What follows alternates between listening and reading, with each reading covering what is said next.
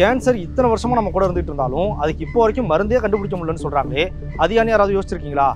உண்மை என்னன்னா, கேன்சருக்கான மருந்து நம்மளோட உடம்புக்குள்ளேயே தான் இருக்கு.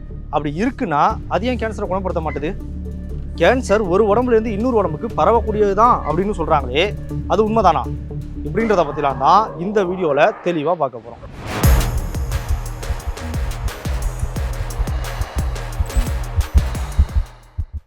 முதல்ல கேன்சர்னா என்னன்றதை சுருக்கமாக சொல்லணும்னா, நம்ம உடம்புல உள்ள செல்கள் எல்லாம் ஒரு வயசுக்கு மேலே 1 2ஆகவும் 2 4ஆகவும் பிரியறதை நிறுத்திட்டு ஒரு கட்டத்துக்கு மேலே இறந்து போயிடணும் அப்படின்றதான் விதி. ஆனால் ஒரு சில செல்கள் தனக்கு கொடுக்கப்பட்ட ஆயுளை விட அதிகமாக வாழணும் அப்படின்னு ஆசைப்பட்டுச்சுன்னா அப்போது நம்மளோட ஆயுள் குறைஞ்சிரும். இதுதான் கேன்சர். இப்படி நம்ம உடம்புல ஒரு குறிப்பிட்ட இடத்துல உள்ள செல்கள் சரியான நேரத்தில் ஸ்டாப் ஆகாமல் தொடர்ச்சியாக பிரிஞ்சுக்கிட்டே இருக்கும்போது அது அந்த இடத்துல ஒரு கட்டியாக ஃபார்ம் ஆகும். இந்த கட்டி பெருசாக வளர வளர அந்த கட்டிக்கு ஆக்சிஜனும் நியூட்ரியன்ஸும் இன்னும் அதிகமாக தேவைப்படும். அப்போது அந்த கட்டி தனக்கு பக்கத்தில் இன்னொரு உறுப்புக்கு ரத்தத்தை எடுத்துகிட்டு போயிட்டு இருக்கிற பிளட் வெசல்ஸுக்கு தன்னை நோக்கி வளைஞ்சி வரும்படி ஒரு சிக்னலாக பாஸ் பண்ணும். இந்த சிக்னல் கிடைச்சதும் அந்த பிளட் வெசல்ஸ் இந்த கட்டியை நோக்கி வளைஞ்சி போக ஆரம்பிச்சிடும். இப்படி இந்த பிளட் வெசல்ஸ் இந்த கட்டியை நோக்கி வளைஞ்சி போகிறதுக்கு ஆஞ்சியோஜெனிசிஸ் அப்படின்னு பேர். இந்த கட்டியை நோக்கி பிளட் வெசல்ஸ் வளைஞ்சிறதுனால இந்த பிளட் வெசல்ஸ் ஏற்கனவே ரத்தத்தை ஒரு உறுப்புக்கு எடுத்துகிட்டு போயிட்டு இருக்கும் இல்லையா, அந்த உறுப்புக்கு தேவையான நியூட்ரியன்ஸும் ஆக்சிஜனும் தடைபட ஆரம்பிக்கும். இப்படி இந்த பிளட் வெசல்ஸ் இந்த கட்டியை நோக்கி வளைஞ்சி போகிறது பார்க்கறதுக்கு நண்டோட கொடுக்கு மாதிரியே இருக்கிறதால தான் இதுக்கு கேன்சர்னு பேர் வச்சிருக்காங்க. ஏன்னா கேன்சர் அப்படின்ற வார்த்தைக்கு கிரேக்கத்தில் நண்டுன்னு பொருள். புற்றுநோய் செல்கள் மரணம் இல்லாமல் தொடர்ச்சியாக பிரிஞ்சுக்கிட்டே இருக்குன்னு சொன்னோம் இல்லையா, இது எந்த அளவுக்கு பிரியுன்றதை புரிஞ்சுக்கிறதுக்கு ஒரு உதாரணம் சொல்கிறேன். 1952 யூஎஸில் உள்ள பால்டிமோர்ன்ற நாட்டில் ஹென்ரிட்டா லாக்ஸ்ன்ற பெண்மணி கருப்பை வாய் புற்றுநோயால் பாதிக்கப்பட்டு ஹாஸ்பிட்டலில் அட்மிட் ஆனப்போ அவங்களோட அந்த புற்றுநோய் செல்கள்லேருந்து கொஞ்சம் செல்களை மட்டும் எடுத்து ஆய்வுக்கூடத்தில் வச்சு வளர்க்க ஆரம்பித்தாங்க. ஹென்ரிட்டா லாக்ஸ் இறந்ததுக்கப்புறமும் பல வருடங்கள் கழித்து இப்போ வரைக்கும் அந்த செல்கள் தொடர்ச்சியாக பிரிஞ்சுக்கிட்டே இருக்குது. இந்த செல்கள் உலகம் முழுக்க உள்ள பல ஆய்வுக்கூடங்களில் ஆய்வுக்காக பயன்படுத்தப்பட்டிருக்கு. ஏன், இந்த செல்கள் விண்வெளி பயணம் கூட செஞ்சுருக்கான். இப்படி நம்ம செல்கள் கட்டுப்பாடு இல்லாமல் பிரியறதுக்கு நம்மளோட டிஎன்ஏல ஏற்படக்கூடிய மியூட்டேஷன்ற ஜீன் பிழை தான் காரணம். அது சரி, இந்த பிழை எப்படி நம்ம உடம்புல கேன்சரை ஏற்படுத்துது அப்படின்றத பற்றி இப்போ பார்ப்போம். நம்மளோட டிஎன்ஏல உள்ள தகவல்களுக்கு தான் ஜீன்னு பேர். இந்த ஜீன்கள் நார்மலாக இருக்கும்போது இதுக்கு பேர் ஜீன். ஆனால் இதுவே கேன்சரை ஏற்படுத்தக்கூடிய ஜீனாக மாறிடுச்சுன்னா அதை ஆங்கோஜீன் அப்படின்னு சொல்லுவோம். நம்ம டிஎன்ஏல நம்ம செல்களோட வாழ்க்கை சக்கரத்தை கட்டுப்படுத்தக்கூடிய 50க்கும் மேற்பட்ட ஜீன்கள் இருக்குது. அதில் முக்கியமான 3 ஜீன்கள், ஒன்று புரோட்டோ ஆங்கோஜீன், இன்னொன்று டியூமர் சப்ரஸார் ஜீன், மூணாவதா டிஎன்ஏ ரிப்பேர் ஜீன். இதில் புரோட்டோ ஆங்கோஜீன்ன்றது நம்ம செல்களோட வளர்ச்சியையும் டிவிஷனையும் கண்ட்ரோல் பண்ணக்கூடியது. இதில் ஏதாவது பிரச்சனை ஏற்பட்டுச்சுன்னா அதால் அதை கண்ட்ரோல் பண்ண முடியாமல் போயிடும். அடுத்தது டியூமர் சப்ரஸார் ஜீன். இந்த ஜீன் செல்கள் ஒரு குறிப்பிட்ட அளவுக்கு மேலே டிவிஷன் ஆகாமல் தடுக்கிறது. இந்த ஜீனில் ஏதாவது பிழை ஏற்பட்டுச்சுன்னா அதால் அதை தடுக்க முடியாமல் போயிடும். அதுக்கப்புறம் செல்கள் தொடர்ச்சியாக டிவிஷன் ஆகிக்கிட்டே இருக்கும். அடுத்தது டிஎன்ஏ ரிப்பேர் ஜீன். இந்த ஜீன் இதோட பேருக்கு ஏற்ற மாதிரி நம்ம டிஎன்ஏல ஏதாவது டேமேஜ் ஏற்பட்டுச்சுன்னா அந்த டேமேஜை உடனே போய் சரி பண்ணக்கூடியதாக இருக்குது.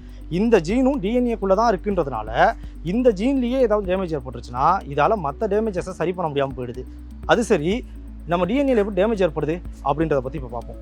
நம்ம ஜீன்களில் பிழை ஏற்படுறத 2 வகையாக பிரிக்கலாம். ஒன்று பரம்பரையாக நமக்கு வர பிழை, இதை இன்ஹெரிட்டட் ஜெனட்டிக் மியூட்டேஷன் அப்படின்னு சொல்லுவாங்க.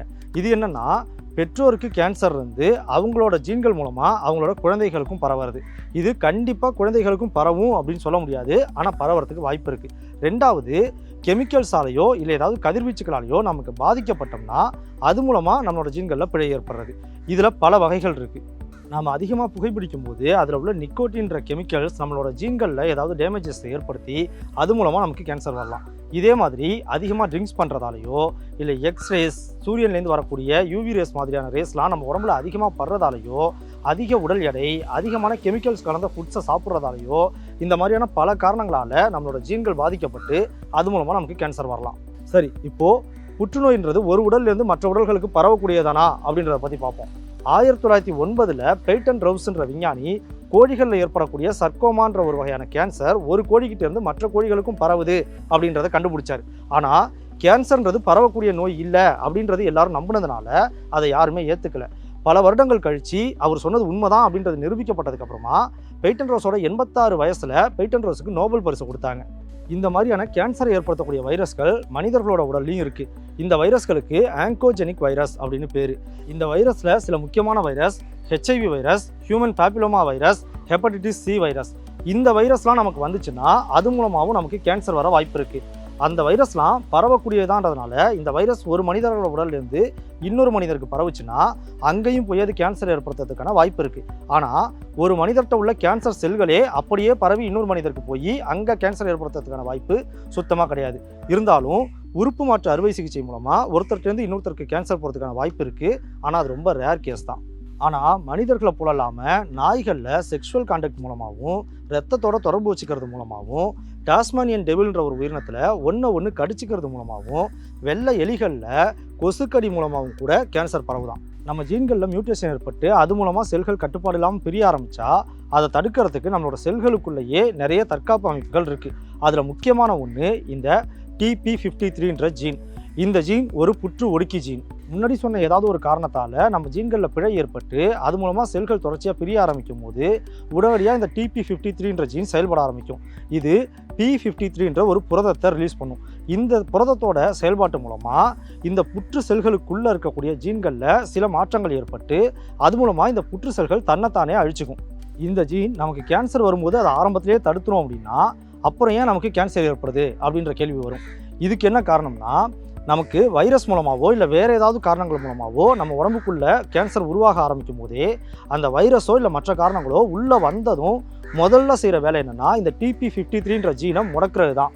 இதனாலையும் நமக்கு வயசு அதிகமாக ஆக தான் கேன்சர் வரதுக்கான வாய்ப்பும் அதிகரிக்குதுன்றதுனால வயசு அதிகமாக மற்ற ஜீன்கள்லாம் பிழை வரத்துக்கு எப்படி வாய்ப்பு இருக்கோ அதே மாதிரி இந்த TP53ன்ற ஜீன்லையும் பிழை வரத்துக்கு வாய்ப்பு இருக்குது.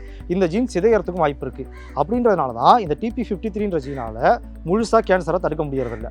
அதே போல் TP53ன்ற ஜீனில் குறைபாட்டோடு பிறக்கிறவங்களுக்கு 95% கேன்சரால் பாதிக்கப்படுறதுக்கான வாய்ப்பு அதிகமாக இருக்கான். அதே மாதிரி நுரையீரல் புற்றுநோயால் பாதிக்கப்படுறவங்களில் 90% பேருக்கு இந்த TP53ன்ற ஜீனில் குறைபாடு இருக்கிறது தான் காரணமாக இருக்கான். அதனால் இப்போ கேன்சருக்கு கொடுக்கப்படுற மருந்துகள் எல்லாமே இந்த TP53ன்ற ஜீனை தூண்டக்கூடியதாக தான் இருக்குது. நம்மளோட ஒவ்வொரு செல்லுக்குள்ளேயும் அது எப்போ செல் பிரிதலை தொடங்கணும் எப்போ நிறுத்தணும் அப்படின்ற கட்டளைகள்லாம் இருக்கும். அதுபடி ஒரு செல் 2-4 பிரிஞ்சுக்கிட்டே இருக்கும்போது போதும் நிறுத்து அப்படின்ற கட்டளை வந்ததும் அந்த செல் பிரியறதை நிறுத்திட்டு அதோட காலம் வந்ததுக்கப்புறம் அது இறந்து போயிடணும். இதுக்கு அப்பப்டோசிஸ், அதாவது ப்ரோக்ராம்டு செல் டெத் அப்படின்னு பேர். இதே முறையை பயன்படுத்தி கேன்சர் செல்கள்லையும் செல்லோட மரணத்தை தூண்டுறது மூலமாக கேன்சரை கட்டுப்படுத்தலாம் அப்படின்னு சொல்கிறாங்க. மரபு குறைபாடுகளாலையும் இயற்கையாக வர சில பிரச்சனைகளாலையும் ஏற்படுற கேன்சருக்கு வேணால் நாம் பொறுப்பாகாமல் போகலாம். ஆனால் சில பேட் ஹேபிட்ஸ் மூலமாக நம்மளோட ஜீன்களை நாமளே சிதைச்சி அது மூலமாக ஏற்படுற கேன்சருக்கு முழுக்க நாம தான் பொறுப்பு. இயற்கையாக வர கேன்சரை வேணால் நம்மளால் தடுக்க முடியாமல் போகலாம். ஆனால் செயற்கையாக ஏற்படுத்துகிற கேன்சரை கண்டிப்பாக நம்மளால் தடுக்க முடியும். இதை தடுக்கிறது மூலமாக நாம் நல்லா இருக்கிறதோட மட்டும் இல்லாமல் நம்மளோட தலைமுறையே நல்லாயிருக்கும்.